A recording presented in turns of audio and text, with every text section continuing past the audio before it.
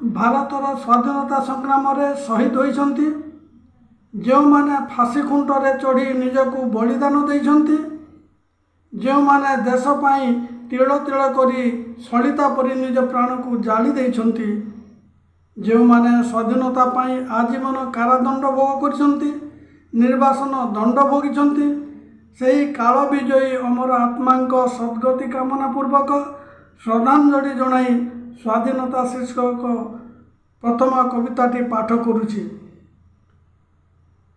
ଭାରତର ସ୍ୱାଧୀନତା ସଂଗ୍ରାମରେ ଲଢ଼ି ଶହୀଦ ହୋଇଲେ ଯେତେ ଫାଶୀ ଖୁଣ୍ଟ ଚଢ଼ି, ସ୍ୱାଧୀନତା ମୂଲ୍ୟ ଯେ କେବଳ ସେହୁ ଜାଣି, ସମର୍ପିଲେ ନିଜ ଜୀବନକୁ ତୁଚ୍ଛ ମଣି। ମର ଦେହ ସିନା ଖାଇଗଲା ଧୂଳି ମାଟି, କାଳ ନ ପାରଇ ତାଙ୍କ ଯଶ ରାତ୍ରି ଲୁଟି। ମର ଦେହ ସିନା ଖାଇଗଲା ଧୂଳି ମାଟି, କାଳ ନ ପାରଇ ତାଙ୍କ ଯଶ ରାଶି ଲୁଟି। ବିଦେଶୀ ହସ୍ତରୁ ଆଣିବାକୁ ସ୍ୱାଧୀନତା, ତିଳ ତିଳ ଜାଳିଛି ଯେ ପ୍ରାଣର ସଳିତା। ଦେଶର ମୁକତି ପଥେ ଚାଲି ଅହନିଶ, ପରିହରି ସୁଖସିରି ବରି କାରାବାସ। ଧନ୍ୟ ସେହି ଦେଶପ୍ରେମୀ, ଧନ୍ୟ ତାଙ୍କ ପିଣ୍ଡ, ଭୋଗିଛି ଯେ ଆଜୀବନ ନିର୍ବାସନ ଦଣ୍ଡ। ସହି ଶତ ବାଧାବିଘ୍ନ ହୋଇ ଉତ୍ସାହିତ, ସ୍ୱାଧୀନତା ସଂଗ୍ରାମରେ ଆଜୀବନରତ।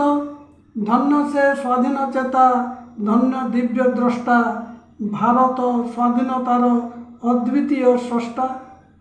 ଭୀଷ୍ମ ସମ ପ୍ରତିଜ୍ଞାରେ ଦୃଢ଼ ଯାର ମତି, ଅହିଂସାର ମହାବ୍ରତେ ନିଜେ ହୋଇ ବ୍ରତୀ।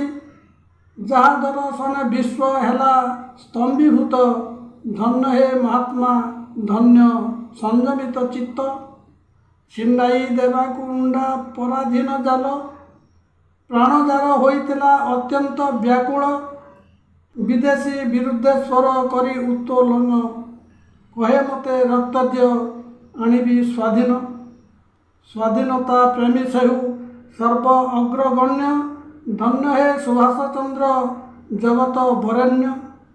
ଦେଶ ହିତେ ଭୁଲିଯାଇ ନିଜସ୍ୱ କଲ୍ୟାଣ, ଲେଖନୀ ମନରେ ଆଣି ଜନ ଜାଗରଣ। ଉଚ୍ଚ ପଦ ଅଧିକାର ତୁଚ୍ଛ ଯେ ମଣଇ, ଇଚ୍ଛା ମତେ ଦରିଦ୍ରତା ବରଣ କରଇ। କାରାଗୃହେ ବିରଚିଲେ ବନ୍ଦୀ ଆତ୍ମକଥା, ହରିବାକୁ ଭାରତର ପରାଧୀନ ବ୍ୟଥା। ଧନ୍ୟ ସେ ଉତ୍କଳମଣି ତ୍ୟାଗୀ ଗୋପବନ୍ଧୁ, ଅପାର ଗୁଣ ଗରିମା ଗାଢ଼ ଯେନେ ସିନ୍ଧୁ। ଚିର ସ୍ମରଣୀୟ ହୋଇ ରହିଲେ ଜଗତେ, ସ୍ଥାପିଲେ ଉଚ୍ଚ ଆଦର୍ଶ ଜନମୀ ମରତେ। ସର୍ବ ଆତ୍ମ ବଶ ସୁଖ, ପରବଶ ଦୁଃଖ, ସାଧୁ ସନ୍ଥ ହିତବାଣୀ ସଦା ମନେ ରଖ। ପର ଆତ୍ମ ବଶ ସୁଖ, ପରବଶ ଦୁଃଖ, ସାଧୁ ସନ୍ଥ ହିତବାଣୀ ସଦା ମନେ ରଖ।